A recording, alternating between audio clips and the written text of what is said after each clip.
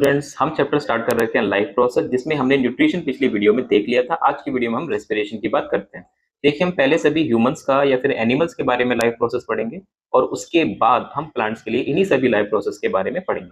तो चलिए शुरू करते हैं रेस्पिरेशन इन ह्यूमंस। ठीक है, तो रेस्पिरेशन एक ग्रीक वर्ड से आया है और इसका मतलब है मतलब टू ब्रीथ। ठीक है, रेस्पिरेशन का मतलब होता है टू ब्रीथ। अब ब्रीथ में और रेस्पिरेशन में थोड़ा सा होता है फर्क। ठीक है, ब्रीथिंग का मतलब होता है सांस को अंदर लेना और बाहर छोड़ना, ये सिंपली ब्रीथिंग कहलाता है।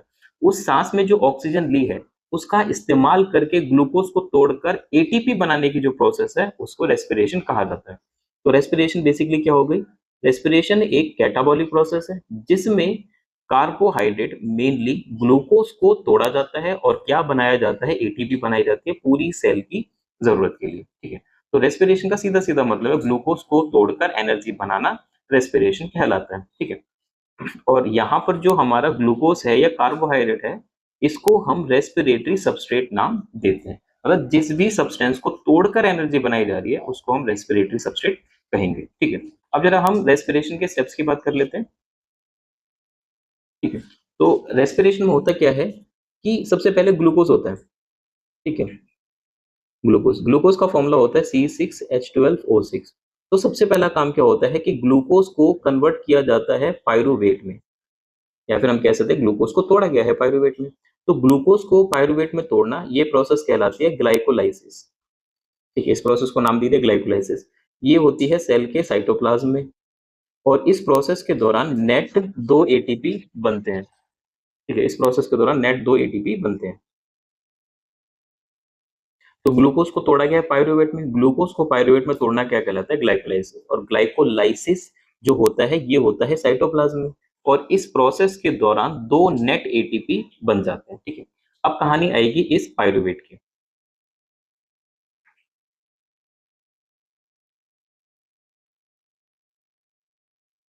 तो यहाँ पर क्या होता है कि जो हमारे पास ये पायरुवेट है, इस पायरुवेट के पास होते हैं 3 ऑप्शन। डिपेंड करता है क्या इसको ऑक्सीजन का फुल सप्लाई मिला हुआ है, या इसको ऑक्सीजन लिमिटेड मिली हुई है, या फिर इसको ऑक्सीजन मिली ही नहीं हुई है। ठीक है, 3 ऑप्शन है इसके पास। ऑक्सीजन का फुल सप्लाई है, ऑक्सीजन लिमिटेड है, या ऑक्सीजन है ही नहीं। अगर ऑक्सीजन का फुल सप्लाई है तो ये प्रोसेस होती है माइटोकॉन्ड्रिया में। ठीक है, ऑक्सीजन लिमिटेड है तो ये प्रोसेस होती है मसल्स में, और अगर ऑक्सीजन है ही नहीं तो ये प्रोसेस होती है यीस्ट में। ठीक है, अगर माइटोकॉन्ड्रिया में हुई है तो यहाँ पे बनता है CO2, H2O और 36 मॉलिक्यूल्स ऑफ एटीपी। अगर ये हमारी मसल्स में हुई है ऑक्सीजन की कमी की वजह से तो यहाँ फॉर्म होता है लैक्टिक एसिड। इस लैक्टिक एसिड की वजह से ही हमें थकान होती है और कभी कभी हमारी बॉडी में क्रैम्प्स भी आ जाते हैं। और अगर ईस्ट में हो रही है तो ईस्ट के में यहाँ पर सिर्फ CO2 बनता है। ठीक है, H2O नहीं बनता है और महज 2 ATP यहाँ पर फॉर्म हो रहे होते हैं, सिर्फ 2 ATP। तो अगर यहाँ पर हम इसकी बात करें तो इसको हम एरोबिक रेस्पिरेशन कह देते हैं और इनको हम एनएरोबिक रेस्पिरेशन नाम दे देते हैं, या फिर हम इसको फर्मेंटेशन नाम दे देते हैं। ठीक है, बाकी यहाँ पर ये पूरी प्रोसेस बनाई हुई है कि क्या हो रहा है कि पहले ग्लूकोज टूटा है पायरुवेट में, प्रोसेस को कहा जाता है ग्लाइकोलाइसिस। यहाँ पे 2 ATP होते हैं और 8 एंजाइम करीब लगते हैं। अब जो पायरुवेट है ये 3 कार्बन कंपाउंड होता है, तो एक ग्लूकोज से पायरुवेट के 2 मॉलिक्यूल बनते हैं। एक ग्लूकोज जो है ये पायरुवेट के 2 मॉलिक्यूल्स बनाता है। ठीक है, फिर यहाँ पे मैटर करता है कि ऑक्सीजन एब्सेंट है, लिमिटेड है, या फुली सप्लाई है। एब्सेंट है तो ईस्ट में होता है, यहाँ पर बनता है इथेनॉल, वाटर। ठीक है, और एटीपी बनती है। लिमिटेड सप्लाई है तो लैक्टिक एसिड बनता है। फुल सप्लाई है तो माइटोकॉन्ड्रिया के अंदर होगा, 36 एटीपी बनते हैं। तो इन दोनों के बीच में अब हम डिफरेंस की बात करते हैं कि एरोबिक रेस्पिरेशन और एनएरोबिक रेस्पिरेशन में फर्क क्या होता है। तो देखिए, जो एरोबिक रेस्पिरेशन नाम से पता चला एयर, ये ऑक्सीजन की फुल सप्लाई में होता है और यहाँ पर या तो ऑक्सीजन लिमिटेड होती है या फिर ऑक्सीजन एब्सेंट होती है। इसके अंदर जो एंड प्रोडक्ट्स होते हैं वो कार्बन डाइऑक्साइड और H2 होते हैं। इसके एंड प्रोडक्ट्स इथेनॉल हो सकता है, लैक्टिक एसिड हो सकता है, कार्बन डाइऑक्साइड तो होगी ही होगी। यहाँ पर 36 एटीपी बनते हैं, यहाँ पे सिर्फ 2 ATP बनते हैं। ये प्रोसेस बनती है माइटोकॉन्ड्रिया में और ये यीस्ट में हो सकती है या हमारी मसल्स में हो सकती है। माइटोकॉन्ड्रिया के अंदर ये सब हो रहा है, इसीलिए माइटोकॉन्ड्रिया को जो है पावर हाउस ऑफ सेल भी कहा जाता है। पावर हाउस ऑफ सेल, ये नाम भी जो है इसको दिया जाता है क्योंकि यहाँ पर एनर्जी बन रही है। एक चीज और है कि जो ग्लाइकोलाइसिस है वो एरोबिक रेस्पिरेशन के लिए और एनएरोबिक रेस्पिरेशन के लिए, दोनों के लिए कॉमन है। ठीक है, देखिए अगर आपको ये नोट्स की पीडीएफ चाहिए तो आप मुझे कमेंट कर देना, मैं आपको अपना व्हाट्सएप नंबर दे दूंगा, वहां पर मैं आपको ये पीडीएफ भेज दूंगा। ठीक है बिल्कुल हैंड रिटन नोट्स है, एकदम साफ सुथरे और एकदम कंप्लीट नोट्स है। इसके बाद है हमारा रेस्पिरेटरी सिस्टम। हमारे रेस्पिरेटरी सिस्टम के ये कुछ पार्ट्स हैं। ठीक है, जैसे सबसे पहला पार्ट है ग्लोटिस। ग्लोटिस को एपिग्लोटिस कवर कर लेता है जब हम खाना निगल रहे होते हैं, ताकि खाना ट्रैकिया के अंदर ना चला जाए। फिर अगला है हमारा लैरिंग्स। लैरिंग्स के बाद है ट्रैकिया। लैरिंग्स हमारा वॉइस बॉक्स होता है। वॉइस बॉक्स मतलब जो हम साउंड प्रोड्यूस करते हैं वो यहीं से करते हैं। फिर ये कार्टिलेज, प्लूरल मेम्ब्रेन, इनके अंदर भरा है प्लूरल फ्लूइड, यहाँ से ब्रोंकाई डिवाइड हुई है। ठीक है, और फिर ये हमारा डायफ्राम है जिसके ऊपर हमारे लंग्स होते हैं और बीच में हमारा हार्ट होता है। ठीक है, एक एक करके इन पार्ट्स के बारे में पढ़ते हैं। ग्लोटिस ये एपिग्लोटिस को कवर करता है और ये खाने की एंट्री को ट्रैकिया में जाने से रोकता है। ठीक है, लैरिंग्स जो है ये कार्टिलेज के बने होते हैं। कार्टिलेज जो सॉफ्ट बोन होते हैं इसको कहा जाता है। इसके अंदर हमारे वोकल कॉर्ड्स होते हैं और ये साउंड प्रोड्यूस करते हैं। देखिए अभी के लिए आप ये याद रख सकते हैं कि जो वोकल कॉर्ड्स हैं वो हमारे पास होते हैं सिर्फ वन पेयर। ठीक है, हम लोगों में वोकल कॉर्ड्स सिर्फ और सिर्फ वन पेयर होते हैं। ठीक है, only one pairs of vocal cords. But exactly अगर मैं आपको बताऊं तो हमारे पास two pairs of vocal cords होते हैं, जिसमें से एक पेयर होता है फंक्शनल और दूसरा होता है नॉन फंक्शनल। पर अभी के लिए आप ये एक ध्यान रखिए। फिर इसके बाद है ट्रैकिया। ट्रैकिया को कहा जाता है विंड पाइप। ये एयर को हमारे लंग्स तक लेकर के जाने का काम करती है। इसके बाद है कार्टिलेजिनस रिंग। इनका आकार सी जैसा होता है और जब हमारी ट्रैकिया में एयर नहीं होती तो ये उसको कोलैप्स करने से बचा लेती है। ठीक है, collapsing when it is empty. देखिए आपने नोटिस किया होगा कि जब आप कोई फ्रूट या कोई जूस पीते हैं तो आपको दो तरीके की पाइप मिलती है। एक बिल्कुल प्लेन पाइप होती है और एक पाइप ऐसी होती है जिसके यहाँ पर कुछ इस तरीके के मतलब कनेक्शन से बने होते हैं, मतलब एक जॉइंट सा बना होता है, थोड़ा मुड़ा हुआ सा गोल गोल सा। तो जैसे आप इसमें सिप करते हो ये पूरी पिचक जाती है। इसमें कितना भी सिप मारोगे ये नहीं पिचेगी, क्योंकि इसके इस एंड पर इस तरीके की गोल गोल ऐसी स्ट्रक्चर बना रखी होती है पाइप के अंदर, इस वजह से ये नहीं होता। ठीक है इसके बाद है प्लाज्मा मेम्ब्रेन। ये मेम्ब्रेन हमारे लंग्स को कवर करके रखती हैं और इनके अंदर होता है प्लूरल फ्लूइड। प्लूरल फ्लूइड क्या करता है, लंग्स को फ्रिक्शनलेस मूवमेंट प्रोवाइड करवाता है। लंग्स जो मूव कर रहे होते हैं वहां पे फ्रिक्शन ना हो, इसलिए यहाँ पर प्लूरल फ्लूइड होता है। इसके बाद ट्रैकिया और उसकी ब्रांचिंग। देखिए ट्रैकिया पहले लेफ्ट और राइट प्राइमरी ब्रोंकाई में कन्वर्ट होगी। ठीक है, फिर सेकेंडरी में, फिर टर्मिनल में एंड अल्टीमेटली आ जाती है ब्रोंक्यूल्स। ब्रोंक्यूल्स में होते हैं एल्वियोलर सैक और एल्वियोलर सैक से बनती है एल्विलाई। एल्विलाई एक बलून लाइक स्ट्रक्चर है जहां से मेनली एक्सचेंज ऑफ गैसेस हो रहा होता है। हमारे लंग्स का जो टोटल एरिया होता है वो 80 मीटर स्क्वायर का होता है। ठीक है, पर आप बहुत छोटी सी जगह पे जाते हैं। जैसे अगर आप एक अनियन की मतलब छील लो एक प्याज को, तो वो जो एक पील निकलती है ना, वो जो एक लीफ होता है बेसिकली अनियन एक, तो वो एक जो पतला वो होता है अनियन का जो छिलका होता है, उसके जितने पतले होते हैं हमारे लंग्स। और सिर्फ हमारे इस एरिया से हमारे मतलब चेस्ट के एरिया तक ही हमारी लंग्स हो रहे होते हैं, पर अगर उनको फैलाया जाए तो 80 मीटर स्क्वायर होता है। तो सोचिए कितना ज्यादा कॉइल ये स्ट्रक्चर यहाँ पर हो रहा होगा। तो यहाँ पर अगर हम देखें तो एल्विलाई और ये कैपिलरी है हमारी, इसके बीच में होती है बेसमेंट मेम्ब्रेन। तो कुल मिलाकर यहाँ पर तीन तीन लेयर्स होती हैं, एक एल्विलाई की, एक ब्लड वेसल की और एक बीच में बेसमेंट की। इन तीनों लेयर को यहाँ पर डिफ्यूजन मेम्ब्रेन कहा जाता है। डिफ्यूजन मेम्ब्रेन ये बहुत बारीक होती है, बहुत पतली होती है, इतनी ही कि सिर्फ गैसेस एक्सचेंज जो है यहाँ से हो सके। ठीक है, इसके बाद है ब्रीथिंग। ब्रीथिंग का मतलब होता है इनटेक ऑफ फ्रेश एयर जो कि काफी ठंडी होती है और फाउल एयर जो कि गर्म होती है और खराब होती है, इसको हम ब्रीथिंग कहते हैं। तो ब्रीथिंग के अंदर कुछ रूल्स फॉलो होते हैं। पहला रूल होता है प्रेशर और वॉल्यूम का रिलेशन। देखिए प्रेशर वॉल्यूम रिलेशन में क्या होता है कि अगर वॉल्यूम बढ़ेगा तो प्रेशर कम हो जाएगा और अगर वॉल्यूम कम होगा तो प्रेशर बढ़ जाएगा। और दूसरा जो रूल होता है वो होता है डिफ्यूजन का, कि भाई कोई भी चीज जहां पर ज्यादा है वहां से वहां जाएगी जहां पर वो कम है। तो अगर हमें एयर को अपने अंदर लेना है तो हमें लंग्स के अंदर एयर का प्रेशर कम करना पड़ेगा। तो लंग्स के अंदर एयर का प्रेशर कम कैसे होगा, जब हम लंग्स का वॉल्यूम बढ़ा देंगे। ठीक है, और जब निकालना होगा तो इसको उल्टा करेंगे। तो होता क्या है कि जो हमारा डायफ्राम है वो कॉन्ट्रैक्ट होता है और हमारे जो लंग्स है वो ऐसे नीचे की तरफ आते हैं। ठीक है, इस तरीके से। तो लंग्स जो है डाउनवर्ड मूव करते हैं।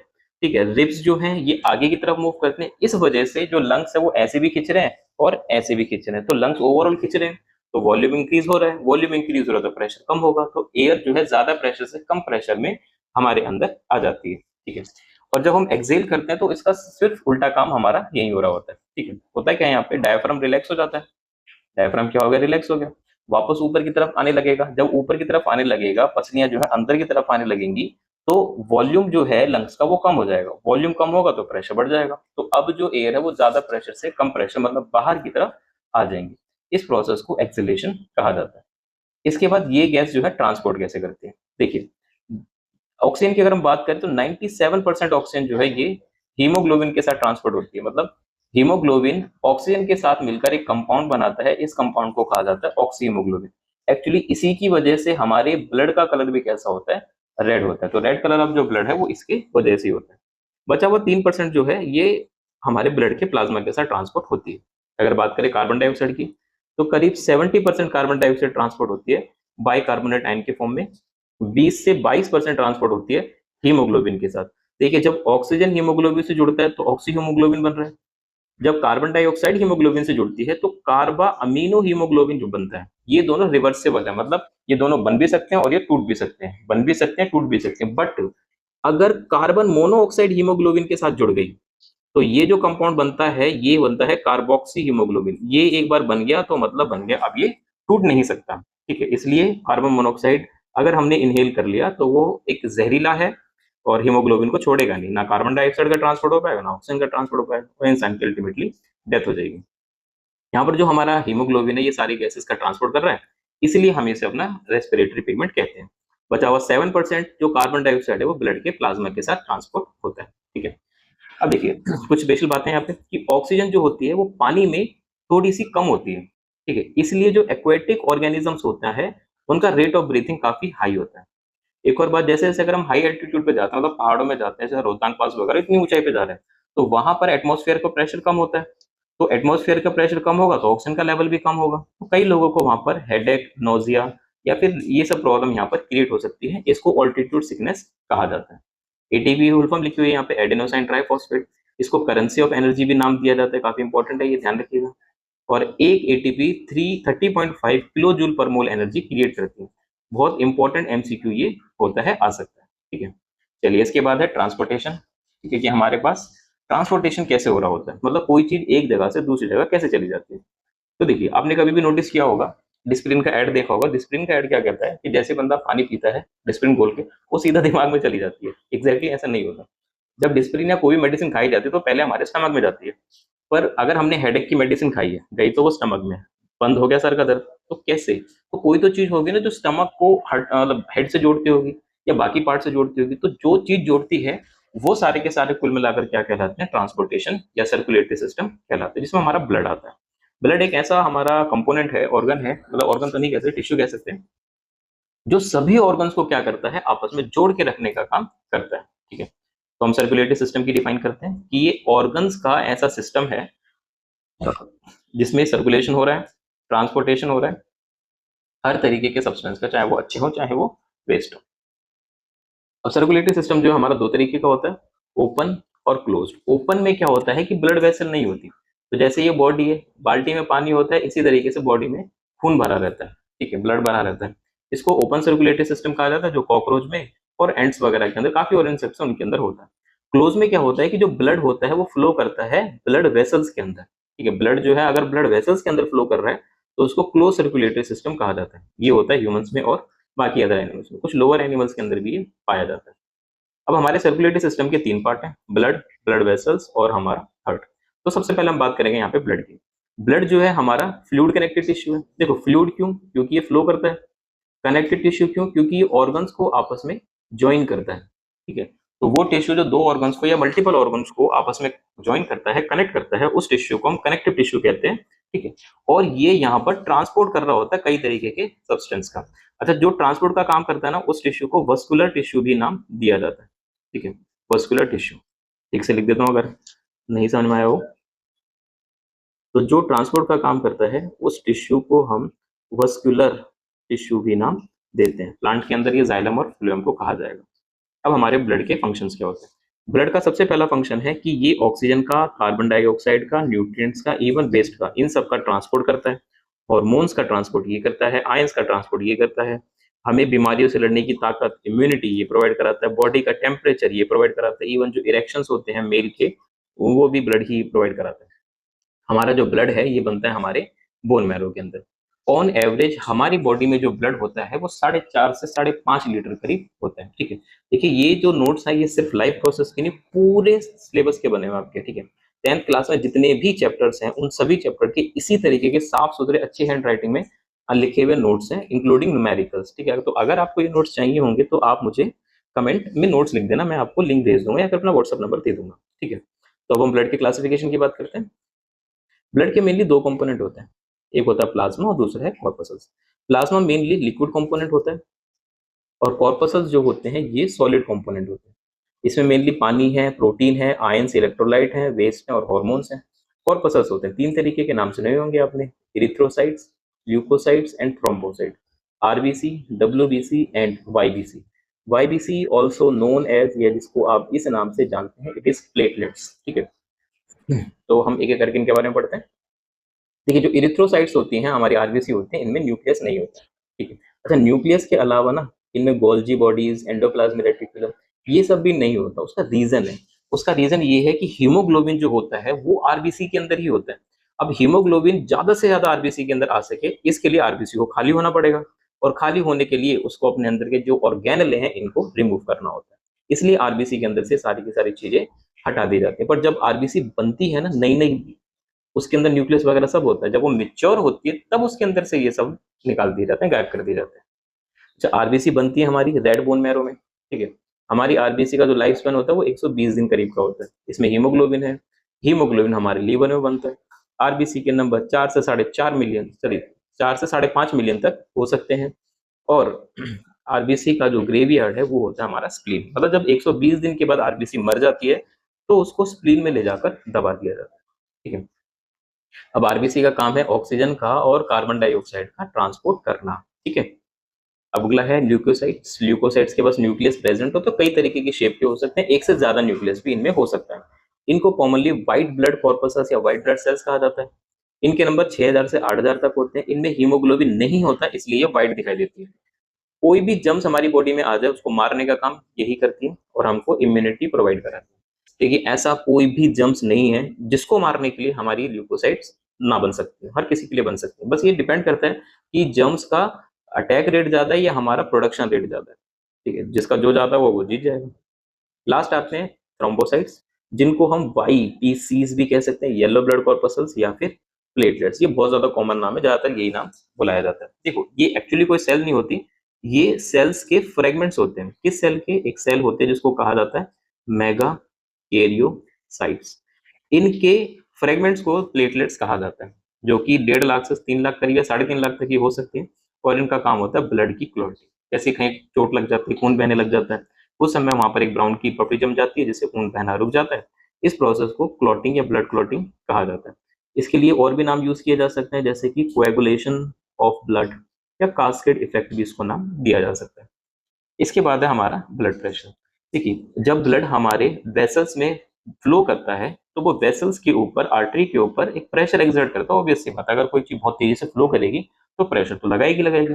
इस प्रेशर को जो है ब्लड प्रेशर नाम दे दिया जाता है, जो किसी भी इंसान की नॉर्मल वैल्यू ये होती है 120/80 मिलीमीटर्स ऑफ मरकरी। तो जो 120 है इसको सिस्टोलिक कहा जाता है और 80 है इसको डायस्टोलिक प्रेशर कहा जाता है। अब ये जिस डिवाइस से मेजर किए जाते हैं उसको कहा जाता है स्फिग्नोमैनोमीटर। ठीक है, तो चलिए समझने की कोशिश करते हैं कि ये एक्चुअली नापा कैसे जाता है। ठीक है, तो देखो आपने नोटिस किया होगा कि जो हमारी लेफ्ट आर्म होती है, ठीक है, हमारी जो है लेफ्ट आर्म होती है, ये मान लीजिए हमारी लेफ्ट आर्म है, ड्राइंग पे मत जाइएगा, कॉन्सेप्ट को समझिएगा। तो ये जो एल्बो वाला हिस्सा होता है ना, यहाँ पर हमारी सबसे ऊपर वाली आर्टरी होती है। एल्बो वाला हिस्सा मतलब जो ये वाला हिस्सा होता है, ठीक है, मतलब लेफ्ट का। अगर लेफ्ट में देखिए तो ये जो ये पोर्शन है इसकी बात चल रही है। यहाँ पर बॉडी की सबसे सुपरफिशियल आर्टरी होती है।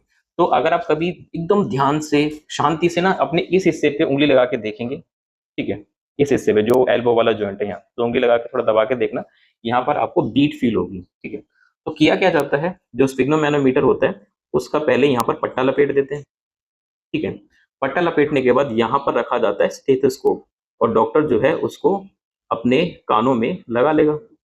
ठीक है, तो ये जो धड़कन है डॉक्टर को अपने कानों में सुनाई देती है। अब स्टेथोस्कोप का क्या होता है, इधर एक बलून लगा होता है। ठीक है, अब वो क्या करता है, बलून को पिचकाता है। बलून पिचकाया जाता है, इसमें हवा भरी जाती है। हवा भरने से ये जो आर्टरी है ये धीरे धीरे क्या होने लग जाती है, ऐसे दबने लग जाती है, और इसको तब तक दबाया मतलब प्रेशराइज किया जाता है जब तक पूरी तरीके से बंद नहीं हो जाती। अब इधर सामने वो मीटर लगा होता है जिसमें पारा ऊपर चढ़ रहा है, ठीक है। तो अब क्या होता है कि डॉक्टर उसको तब तक दबाएगा जब तक ये साउंड आना बंद नहीं हो जाती। जिस प्रेशर पे ये साउंड आना बंद हो जाती है उस प्रेशर को सिस्टोलिक प्रेशर कहा जाता है। उसके बाद यहाँ पर एक नोजल लगी होती है, वो इसको घुमा देता है। जैसे घुमा देता है यहाँ से हवा निकलने लगती है। अब ये जो पिचकी हुई आर्टरी थी ये धीरे धीरे एक्सपैंड करना स्टार्ट करती है, और वो उस प्रेशर को नोट करता है जब ये पहली बार साउंड आती है। इस प्रेशर को डायस्टोलिक प्रेशर कहा जाता है, ठीक है। चलिए, इसके बाद है हमारी ब्लड वेसल्स। ये बहुत पतली पतली ट्यूब्स होती हैं जिनके अंदर हमारा जो ब्लड है वो फ्लो करता है। अब ये होते हैं तीन तरीके की, आर्टरी, वीन्स और कैपिलरीज। तो अभी हम आर्टरी और वीन के बीच में डिफरेंस करते हैं। तो सबसे पहले आर्टरी। आर्टरी आपको याद रखनी है कि ये हार्ट से अवे, आर्टरी अवे मतलब हार्ट से दूर लेकर के जाती है और ये हार्ट की तरफ लेकर के जाती है। जैसे कि अगर हम यहाँ पर लिखें कि भाई ये हमारा हार्ट है, ये हमारे ऑर्गन्स हैं, तो ऑर्गन से, सभी ऑर्गन से हार्ट की तरफ जो लेकर के जा रही है ये वीन है, और हार्ट से ऑर्गन की तरफ जो लेकर के आ रही है ये आर्टरी, ठीक है। हार्ट से ऑर्गन आर्टरी, ऑर्गन से हार्ट वीन, ठीक है। आर्टरी के अंदर जनरली ऑक्सीजनेटेड ब्लड होता है, मतलब आप इसको यहाँ पर प्योर ब्लड भी कह सकते हो कि इनके पास जो है प्योर ब्लड होता है, और इनके पास जो है डीऑक्सीजनेटेड ब्लड होता है, या फिर आप कह सकते हो इम्प्योर ब्लड है या CO2 वाला ब्लड है और इसमें O2 वाला ब्लड है। बट सिर्फ पल्मोनरी आर्टरी अकेली ऐसी आर्टरी है जिसमें डीऑक्सीजनेटेड ब्लड होता है। At the same time pulmonary Wien अकेली ऐसी वीन है जिसमें कैसा ब्लड होगा, ऑक्सीजनेटेड ब्लड होगा। ये थिक वॉल होती है, इनका ल्यूमेन जो होता है पतला होता है, ठीक है। ये थिन वॉल है, उनका वाइड ल्यूमेन होता है, मतलब कुछ इस तरीके की। जैसे अगर ये आर्टरी है तो भाई ये इतनी मोटी होती है, और जो ब्लड फ्लो कर रहा है ना वो इस हिस्से के अंदर भी फ्लो कर रहा है। तो इसका जो वॉल है ये इतना मोटा है, और ये जो खाली जगह है जहाँ पे ये फ्लो कर रही है, ब्लड फ्लो करने वाला, उसको ल्यूमेन कहा जाता है। इनके साथ कुछ यही हिसाब किताब होता है। जैसे अगर ये है तो इनकी जो वॉल है वो बस इतनी पतली होती है, इतनी पतली, और जो ब्लड है वो यहाँ फ्लो करता है, ये ल्यूमेन है, ठीक है। तो इनका थिन वॉल है इसलिए वाइड ल्यूमेन है, इसका थिक वॉल है इसलिए नैरो ल्यूमेन है। इसी वजह से यहाँ पर प्रेशर ऑफ ब्लड ज्यादा होगा और यहाँ पर प्रेशर जो है कम होगा।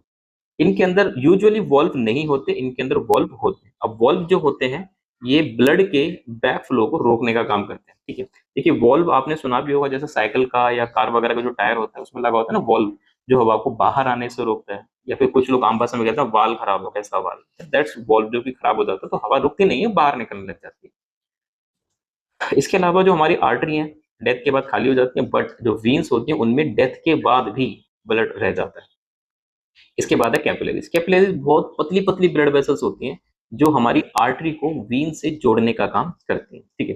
तो कैसे ये जोड़ना हो रहा है उसके बारे में बात एक बार करते हैं। तो जैसे मान लो ये हमारी आर्टरी है, तो जैसे जैसे आर्टरी टर्मिनेट होती है ना, जैसे ये जो है आर्टरी टर्मिनेट होती जा रही है, और उसके साथ ही जो वीन है ये बढ़ती जा रही है, ठीक है। ये आर्टरी टर्मिनेट हो रही है और ये जो वीन है ये बन रही है। तो वीन बनती है विन्योल से, और आर्टरी जिसमें टर्मिनेट हो रही है इनको कहा जाता है आर्ट्रियोल्स।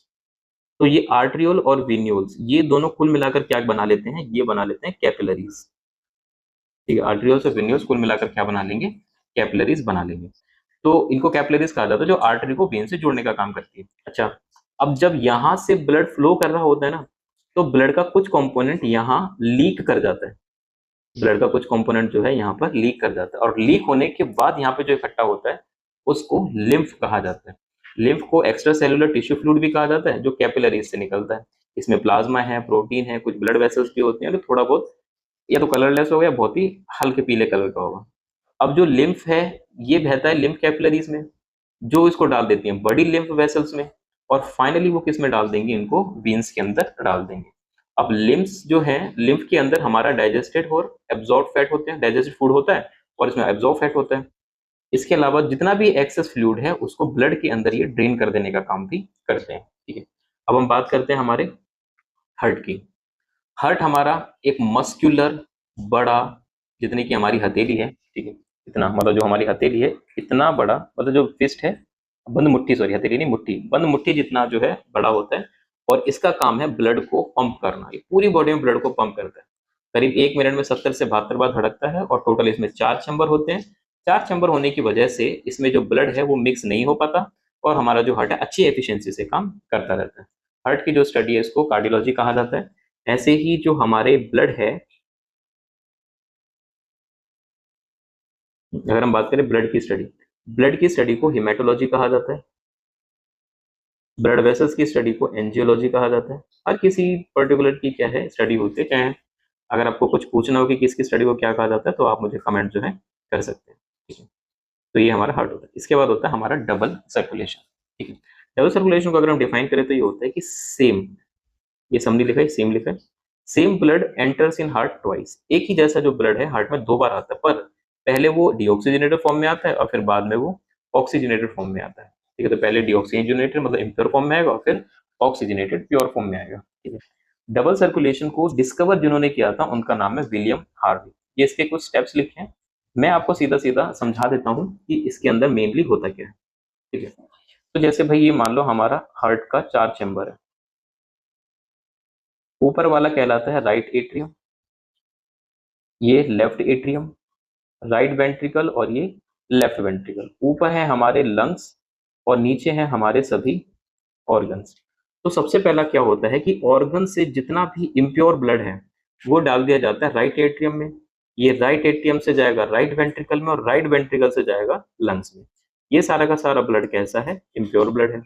इसके बाद लंग्स से प्योर होकर ब्लड आएगा लेफ्ट एट्रियम में, यहाँ से आएगा लेफ्ट वेंट्रिकल में और फिर ऑर्गन्स के पास चला जाएगा, ठीक है। ये जो है इसको ही डबल सर्कुलेशन कहते हैं। अब देखिए एग्जैक्टली क्या होता है। एग्जैक्टली होता है क्या कि जैसे अगर मान लीजिए ये हमारा हार्ट है, ये right atrium, right ventricle, left atrium और ये लेफ्ट वेंट्रिकल। इधर ऊपर है हमारे लंग्स और इधर है हमारे ऑर्गन्स, ठीक है। तो सबसे पहला क्या होता है कि जो ऑर्गन्स हैं यहाँ से इम्प्योर जो ब्लड है ये राइट एट्रियम में आता है। At the same time lungs से प्योर ब्लड जो है वो लेफ्ट एट्रियम में आता है। जब ये दोनों एट्रियम एक साथ भर जाते हैं तो ये एक साथ पिचकेंगे। तो जब ये एक साथ पिचकेंगे तो यहाँ पर एक हार्ट साउंड आएगी, ठीक है। तो अब राइट एट्रियम का राइट वेंट्रिकल में, लेफ्ट एट्रियम का लेफ्ट वेंट्रिकल में। अब क्या होगा, दोनों वेंट्रिकल एक साथ भर गए, अब ये एक साथ पिचकेंगे। तो जब ये एक साथ पिचकेंगे तो यहाँ से ब्लड तो आ जाएगा लंग्स के पास और यहाँ से ब्लड आ जाएगा ऑर्गन्स के पास, ठीक है। इस तरीके से, और जब ये पिचकते हैं तो दूसरा हार्ट साउंड आता है। तो यही जो पूरी प्रोसेस है इसको ही डबल सर्कुलेशन कहा जाता है, ठीक है। बाकी इसके स्टेप्स जो हैं ये पूरे यहाँ से लिख दिए गए, ठीक है। तो यहाँ पर एक बार इसमें समझा देता हूँ आपको। देखिए ये हमारा हार्ट है और 4 चैम्बर है, 2 ऊपर वाले एट्रियम, नीचे वाले वेंट्रिकल। एट्रियम थोड़े से छोटे होते हैं और वेंट्रिकल जो है थोड़े से बड़े होते हैं। तो होता है क्या, ऑर्गन से जितना भी इम्प्योर ब्लड है वो राइट एट्रियम में आता है इधर। ये इसी समय पर प्योर ब्लड इधर हमारे लेफ्ट एट्रियम में आता है, किसके जरिए, पल्मोनरी वीन के। तो पल्मोनरी वीन मैंने आपको बताया था अकेली वीन है जिसमें इम्प्योर प्योर ब्लड होता है। अब ये दोनों एट्रियम जब भर जाएंगे तो ये एक साथ पिचकेंगे। तो यहाँ से आ जाएगा ब्लड यहाँ पर और यहाँ से आ जाएगा यहाँ पर, ये दोनों वेंट्रिकल एक साथ पिचकेंगे, यहाँ से पहुंच जाएगा लंग्स में प्योर होने के लिए और यहाँ से पहुंच जाएगा ऑर्गन्स के पास प्योर ब्लड, ठीक है। अच्छा, हमारे हार्ट के अंदर एक एस नोड जैसा स्ट्रक्चर होता है जिसको पेसमेकर कहा जाता है। यहीं से हमारी हार्ट बीट जो ओरिजिनेट होती है। और एक एवी नोड होता है जिसको पेस सेटर कहा जाता है। यहीं से जो हार्ट बीट होती है वो पूरे हार्ट में फैल जाती है, ठीक है। अब जो फिश है इनके पास सिर्फ 2 चैम्बर वाला हार्ट होता है। फ्रॉग्स हो गए, एम्फीबियस वगैरह हो गए, इनमें 3 चैम्बर्ड हार्ट होता है। रेप्टाइल्स जैसे कि स्नेक, लिजर्ड, इनके पास 3 कह सकते हो या फिर इनकम्प्लीट 4 चैम्बर्ड कह सकते हो। बट जो क्रोकोडाइल होगा और एलिगेटर होगा इनके पास कंप्लीटली 4 चैम्बर होते हैं। देखिए दोनों अलग अलग होते हैं, ठीक है। इसके बाद बर्ड्स और ह्यूमंस, इनके पास पूरे तरीके से बना हुआ 4 चैम्बर हार्ट जो है होता है, ठीक है। तो ये हो गया हमारा सर्कुलेशन। इसके बाद हम बात करते हैं ह्यूमंस में एक्सक्रीशन कैसे होता है। तो देखिए एक्सक्रीशन का मतलब क्या होता है कि बॉडी से टॉक्सिक और नाइट्रोजन वाला वेस्ट निकालना क्या कहलाता है, ऑक्सीजन एक्सक्रीशन कहलाता है। तो बॉडी से जितना भी जहरीला और नाइट्रोजन कंटेनिंग मेटाबॉलिक वेस्ट है उन सबको बॉडी से बाहर निकालना क्या कहलाएगा, एक्सक्रीशन कहलाएगा। तो हम मेनली कौन कौन सा एक्सक्रीटरी प्रोडक्ट पढ़ते हैं उसकी बात करते हैं। देखिए टोटल 3 मेजर एक्सक्रीटरी प्रोडक्ट के बारे में हम जानेंगे, जिसमें सबसे पहला जो है वो है अमोनिया। अमोनिया बहुत ज्यादा जहरीला होता है, टॉक्सिक का मतलब जहरीला। इसको निकालने के लिए पानी की बहुत ज्यादा अमाउंट लगती है। तो ये उन्हीं और एनिमल्स में होना चाहिए जिनके पास पानी की कोई कमी नहीं है, जैसे कि फ्रेश वाटर वाले। देखिए मरीन नहीं होते, मरीन वाटर वाले जो होते हैं, खारे पानी के जो होते हैं, उनके पास एक्चुअली पानी की कमी होती है, उनके पास पानी ज्यादा नहीं होता बल्कि कम होता है उनके पास पानी। अब जो यूरिया है ये मॉडरेट टॉक्सिक है, मतलब बहुत ज्यादा नहीं तो बहुत कम भी नहीं। इसको मीडियम अमाउंट ऑफ पानी की जरूरत होती है और ये ज्यादातर टेरेस्ट्रियल एनिमल्स में इंक्लूडिंग अस हमारे अंदर होता है। अब आता है यूरिक एसिड। यूरिक एसिड सबसे कम टॉक्सिक फॉर्म है, इसको सबसे कम पानी ही लगता है, इसलिए ये उन एनिमल्स में होता है जिनके पास पानी पहले से ही कम है, जैसे कि मैरीन एनिमल्स हो गए या फिर डेजर्ट वाले एनिमल्स हो गए जो रेगिस्तान में पाए जाते हैं। और ये सुंदर सा डायग्राम है हमारे एक्सक्रीटरी सिस्टम का। हमारे एक्सक्रीटरी सिस्टम में होती हैं दो किडनी शेप बीन्स, दो पाइप यूरेटर्स जो यूरिन को यहाँ लाके डालते हैं, फिर ये यूरिनरी ब्लैडर जो जब आप सुबह उठते हो तो काफी फूल चुका होता है, ठीक है, और फिर यूरेथ्रा जहाँ से यूरिन बाहर निकलती है। अब यहाँ पर थोड़ा वो है कि यहाँ पर आर्टरी और वेन दोनों है। तो देखिए यहाँ पर ये जो आर्टरी आ रही है ना, ये आर्टरी इनको ये जो आर्टरी ना यहाँ पर इसको ऑक्सीजन और नाइट्रोजन वेस्ट दोनों लेकर के आती है। यहाँ से किडनी क्या करती है, इसको छान लेती है और छानने के बाद इसको वापस वीन में भेज देती है।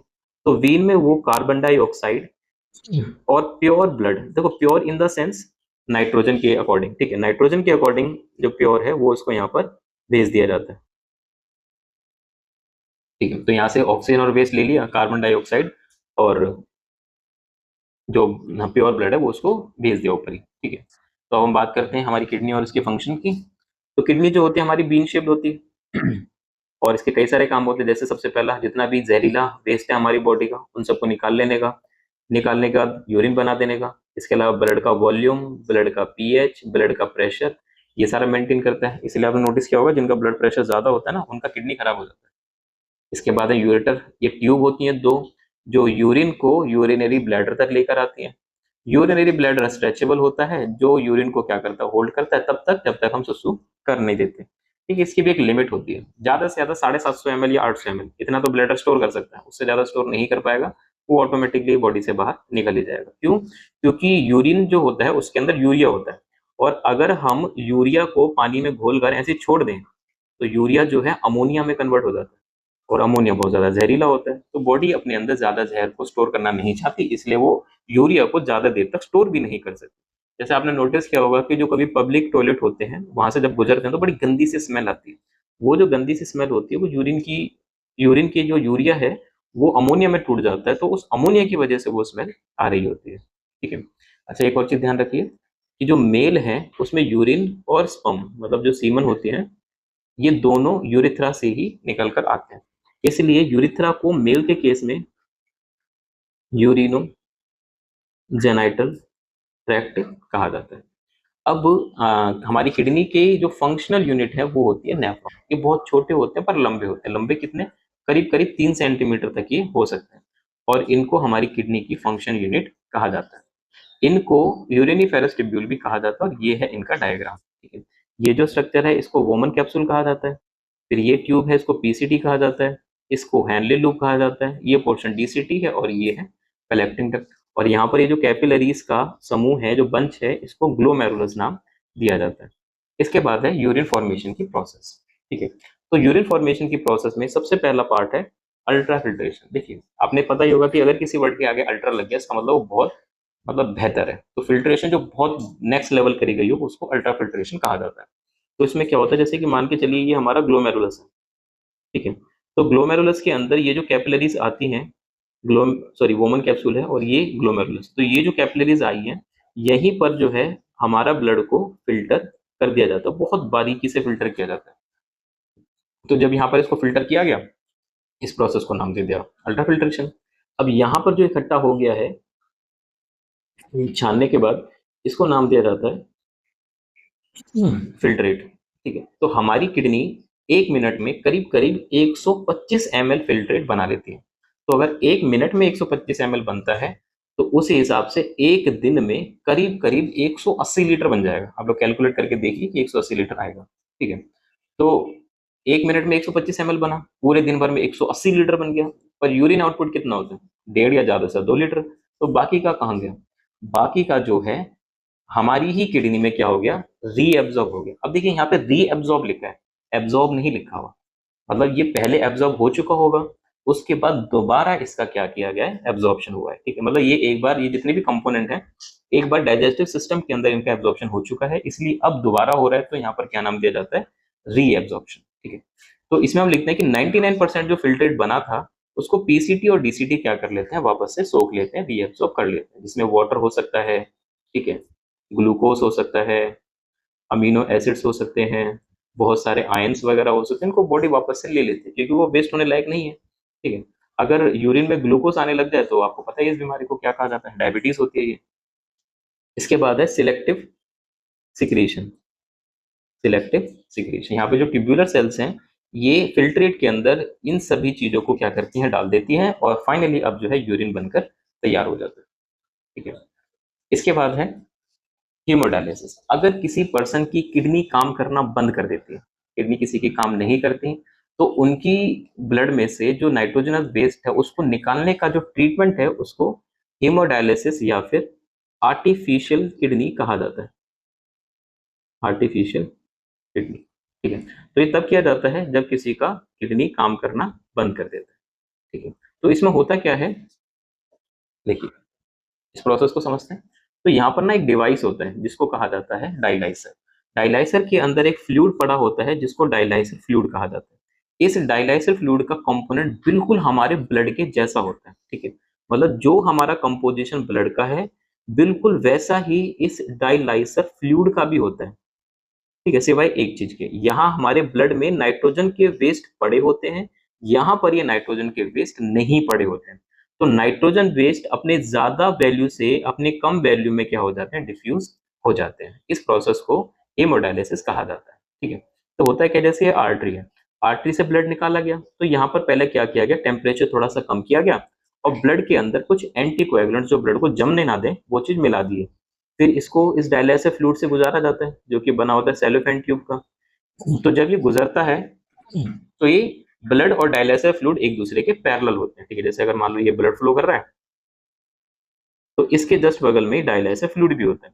तो जितना भी नाइट्रोजन वेस्ट है वो सारा का सारा यहाँ पर डिफ्यूजन कर लेता है, क्योंकि यहाँ पर वो बहुत ज्यादा और यहाँ पर वो बिल्कुल भी नहीं है। तो कोई भी चीज अपनी ज्यादा वैल्यू से अपनी कम वैल्यू में चली जाती है, तो यहाँ से सारा का सारा नाइट्रोजन वेस्ट छन जाता है और छनने के बाद यहाँ पर इसको वापस वेन के अंदर ले जाकर बॉडी में डाल देते हैं। टेम्परेचर वापस रिमूव कर दिया होता है, मतलब जो भी था मेंटेन कर दिया होता है, और जो एंटीकोएगुलेंट डाले थे उनको यहाँ पर रिमूव कर दिए गए। अब यहाँ पर दो इनलेट और आउटलेट भी होते हैं। इसके अंदर क्या होता है, एक से तो वेस्ट बाहर कलेक्ट कर लिया जाता है और दूसरी जगह से फ्रेश डायलाइसर फ्लूइड चढ़ा भी दिया जाता है।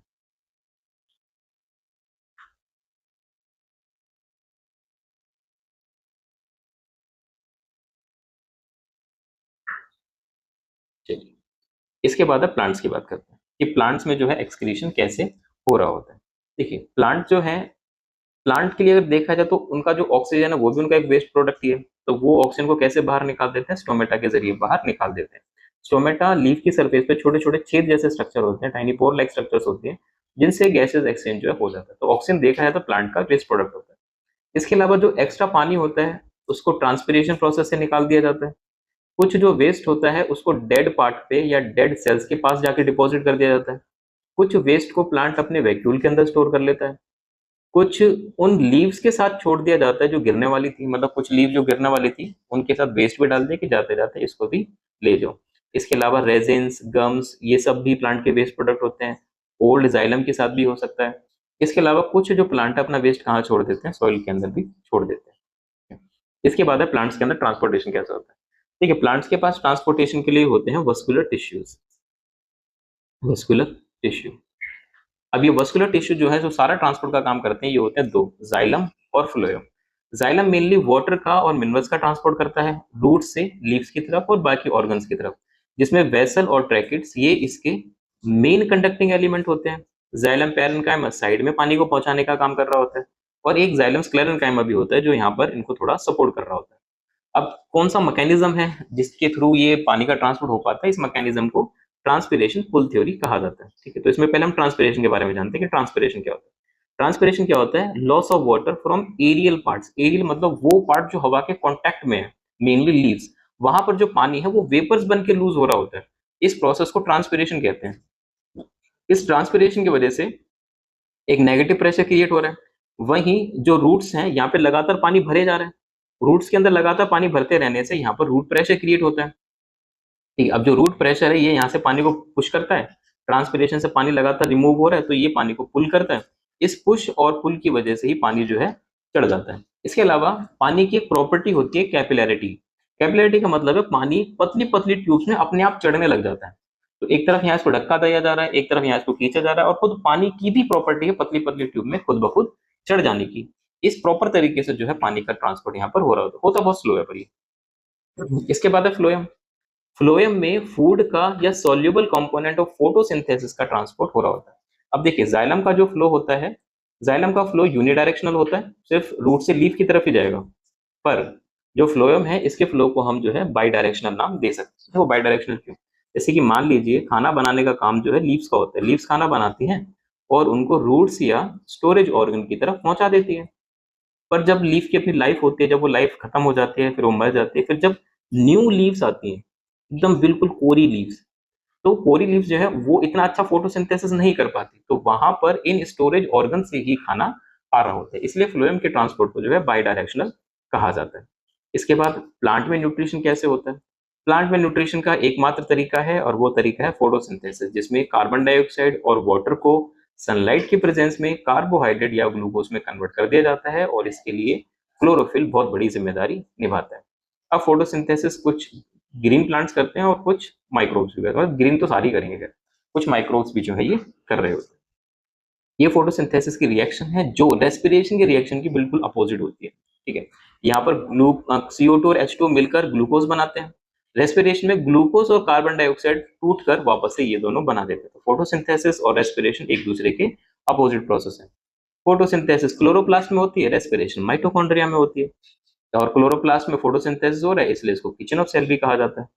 अब फोटोसिंथेसिस के रॉ मटेरियल कौन-कौन से और कहाँ से मिलते हैं? जैसे कार्बन डाइऑक्साइड हो गई, ये एटमॉस्फेयर से आ रही है स्टोमेटा के जरिए। वाटर और मिनरल्स सॉइल से आते हैं रूट्स के जरिए। एनर्जी सनलाइट से आती है क्लोरोफिल के जरिए। अब क्लोरोफिल जो है ये ग्रीन कलर का पिगमेंट होता है और ये एब्जॉर्ब करता है सोलर एनर्जी को और उसको फोटोकेमिकल एनर्जी में कन्वर्ट कर देता है। ये हमारे स्टोमेटा है। स्टोमेटा बहुत छोटे-छोटे पोर्स होते हैं जो सरफेस ऑफ लीव्स पर हैं और इनकी वजह से ही गैसेस एक्सचेंज और ट्रांसपिरेशन हो रहा होता है। चलिए अब बात करते हैं स्टेप्स ऑफ फोटोसिंथेसिस की। तो सबसे पहला काम क्या होता है कि जो सोलर एनर्जी है क्लोरोफिल उसको एब्जॉर्ब करेगा, फिर उसको इलेक्ट्रो नहीं फोटोकेमिकल एनर्जी के अंदर इसे कन्वर्ट करेगा। अब पानी का जो मॉलिक्यूल है उसको तोड़ा जाएगा और पानी के मॉलिक्यूल से ही ऑक्सीजन यहाँ पर रिलीज हो रही है। तो हमेशा याद रखना प्लांट जो ऑक्सीजन छोड़ता है वो कहाँ से छोड़ता है? पानी के मॉलिक्यूल को तोड़कर। तब जो ऑक्सीजन निकलती है वो उसको यहाँ पर छोड़ रहा होता है। इसके बाद फाइनली क्या होता है, जो कार्बन डाइऑक्साइड है उसको कार्बोहाइड्रेट में रिड्यूस कर दिया जाता है। अब कुछ नोट पॉइंट है, कुछ इंपॉर्टेंट बातें जिनसे क्वेश्चन आ सकते हैं। जैसे सबसे पहला कि भाई जो डेजर्ट प्लांट होते हैं ये जो कार्बन डाइऑक्साइड है ये रात में अब्सॉर्ब करते हैं क्योंकि स्टोमेटा दिन के समय बंद रहते हैं। ठीक है, ताकि पानी का लॉस ना हो जाए, क्योंकि डेजर्ट के अंदर दिन में बहुत ज्यादा गर्मी होती है। इतनी ज्यादा गर्मी होती है अगर स्टोमेटा खुला रहेगा तो सारा का सारा पानी भाप बनकर उड़ जाएगा। इसलिए उनके जो स्टोमेटा है दिन में रहते ही बंद है, सारा काम कब हो रहा होता है? रात में हो रहा होता है। इसके अलावा सॉइल के अंदर ये कई सारे एलिमेंट हैं जो प्लांट यूज करता है फोटोसिंथेसिस प्रोसेस में। अब जो नाइट्रोजन है उसको नाइट्राइट या नाइट्रेट के फॉर्म में प्लांट ऑब्टेन करता है। ये सॉइल के अंदर आती कहां से है? नाइट्रोजन फिक्सिंग बैक्टीरिया से, जिसमें एक बैक्टीरिया का नाम राइजोबियम है, आपने शायद सुना ही होगा। ठीक है, जो रूट्स ऑफ लेग्यूम प्लांट्स के अंदर ये पाया जाता है। तो ये हमारा लाइफ प्रोसेस जो है खत्म हो गया है। ठीक है, इस लाइफ प्रोसेस के हमने 2 पार्ट करे हैं। पहले पार्ट में हमने न्यूट्रिशन डिस्कस करा था और साइंस का थोड़ा सा इंट्रोडक्शन डिस्कस करा था। आपको वो वीडियो भी इसी चैनल पे मिल जाएगी। और फर्दर वीडियोस के लिए और सभी चैप्टर्स के लिए यहाँ पर सारे चैप्टर्स जो है आपको कराए जाएंगे बिल्कुल डिटेल के अंदर, इवन न्यूमेरिकल्स वगैरह भी। तो आप लोग इस चैनल से जुड़े रहना। बाकी अब कल का वेट करिए, कल एक नई वीडियो आएगी। Bye bye.